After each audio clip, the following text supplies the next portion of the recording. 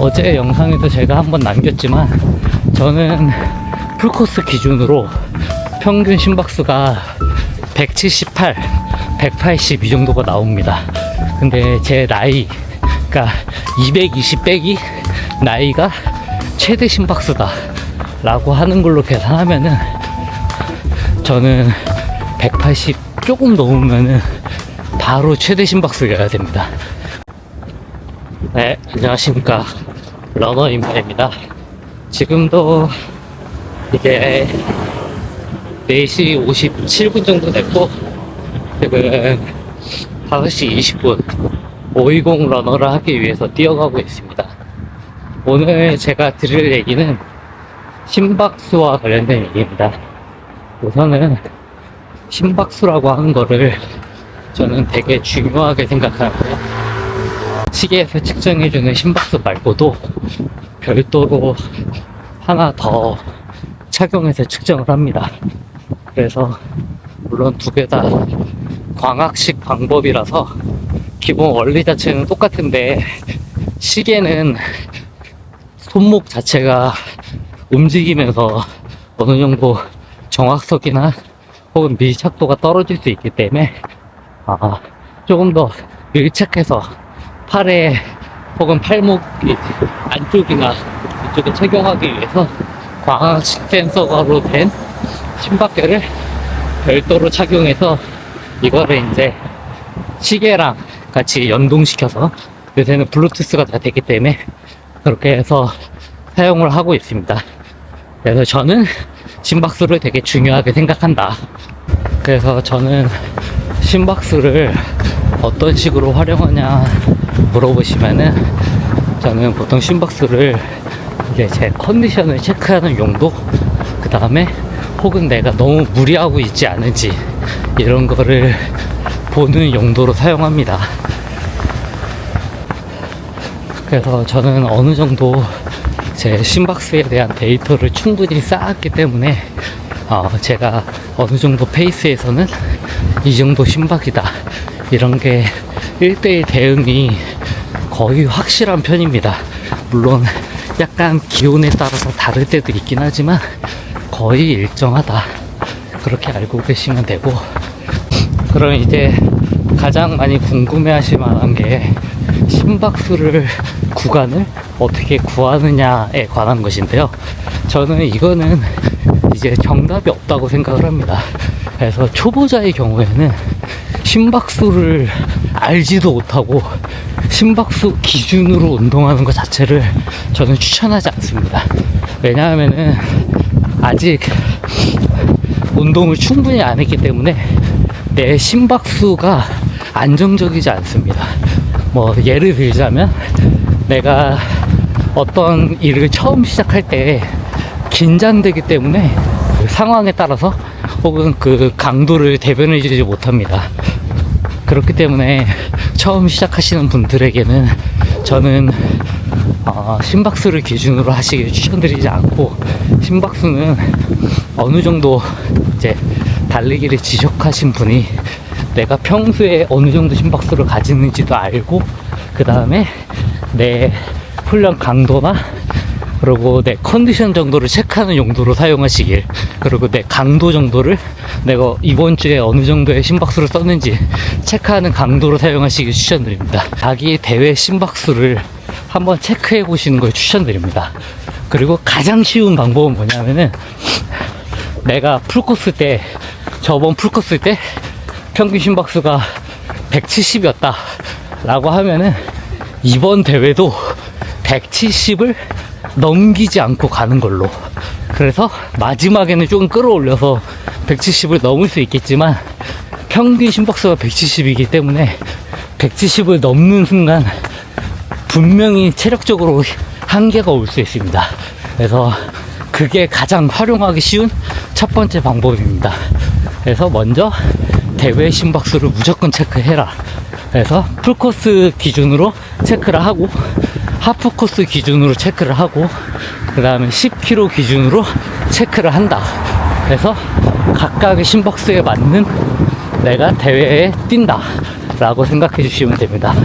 그래서 저 같은 경우에는 풀코스가 178이고요.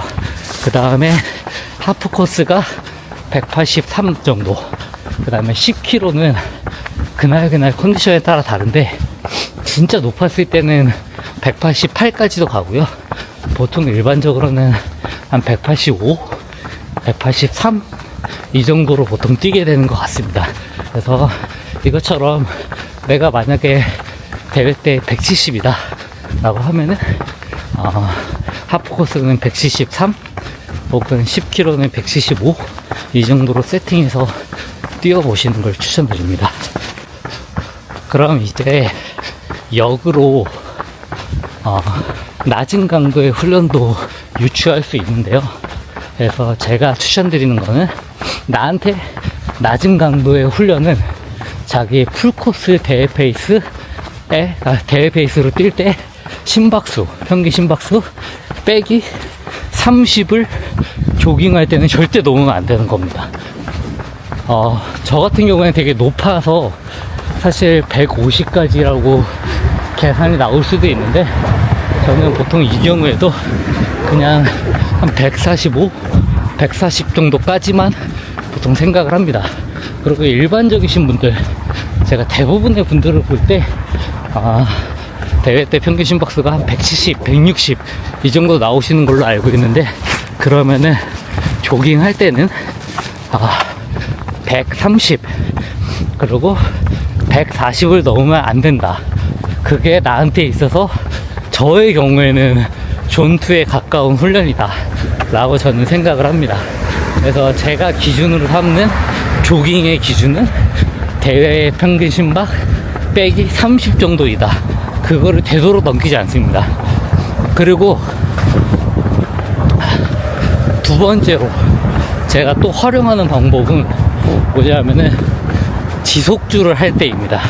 지속주를 할 때 어찌됐건 간에 내가 대회 심박수라고 하는 거는 정말 특별한 상황에서 대회라는 걸 기준으로 했을 때 목표로 갖고 가는 페이스이기 때문에, 그 심박수 자체를, 저는 대회 심박수를 쓰는 거를 일주일에 되도록이면 1시간을 넘지 않으려고 합니다. 왜냐하면은 우리가 근육 같은 경우에는 어느 정도 지치거나 힘들면 근육통을 느낄 수 있는데, 심장 같은 경우에는 제가 알기로는 크게 그 통증을 느끼기 어렵다고 알고 있습니다. 그래서 내가 지쳤는데도 불구하고 심박수를 무리해서 사용하려고 할 수 있기 때문에, 저는 의도적으로 심박수 자체를 너무 무리하지 않기 위해서 일주일에 1시간은 넘지 않는 강도로 조절하는 용도로 사용합니다. 그게 제가 사용하는 두 번째 방법입니다.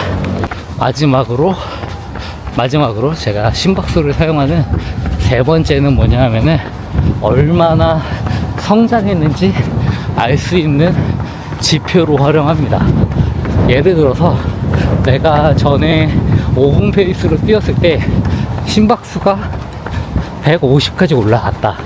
근데 똑같은 페이스로 뛰는데 이제 145 정도다 라고 하면은, 물론 뭐 컨디션이나 이런 거에 따라 다르긴 하겠지만, 뭐 1시간 30분 이 정도 뛰었을 때의 평균 심박수는 크게 달라지지 않는다고 생각합니다. 그래서 저는 이 평균 심박수가 혹은 심박수가 내려가는 게 똑같은 페이스일 때 심박수가 내려간다면, 뭐 기온의 영향도 있겠지만 대부분 어느 정도 내가 그 페이스가 몸에 있고 성장을 했다, 이렇게 판단을 하고 있습니다. 그래서 제가 오늘은 이렇게 심박수와 관련된 이야기를 드렸습니다. 심박수라고 하는 거는 당연한 얘기겠지만 운동 강도를 체크할 수 있는 여러 가지 요소 중에 하나입니다. 제가 심박수보다 더 중요하게 체크하는 거는 그날의 내 컨디션, 내 상태, 내가 느끼는 인지 강도입니다. 그치만 이 인지 강도를 체크하고 그것과 심박수를 교차해서 체크하면은 그만큼 더 정확할 수밖에 없습니다. 그래서 제가 알려드린 세 가지 이용 방법, 그 다음에 내가 심박수를 생각하는 기준, 아까 얘기 드렸죠. 내 대회 심박수 빼기 30을 넘지 않는 게 나의 조깅 심박수일 거다.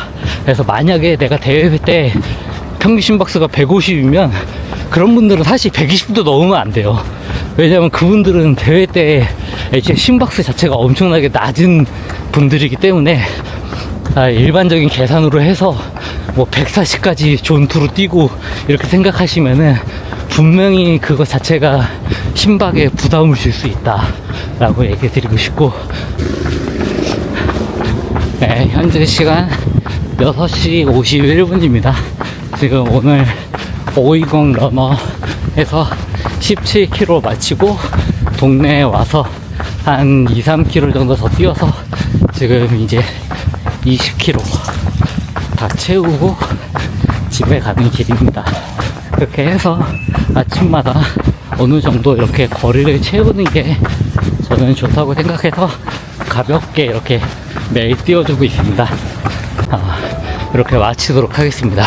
이상 러너 인바였습니다. 다음에 또 제가 좋은 정보로 찾아뵙도록 하겠습니다.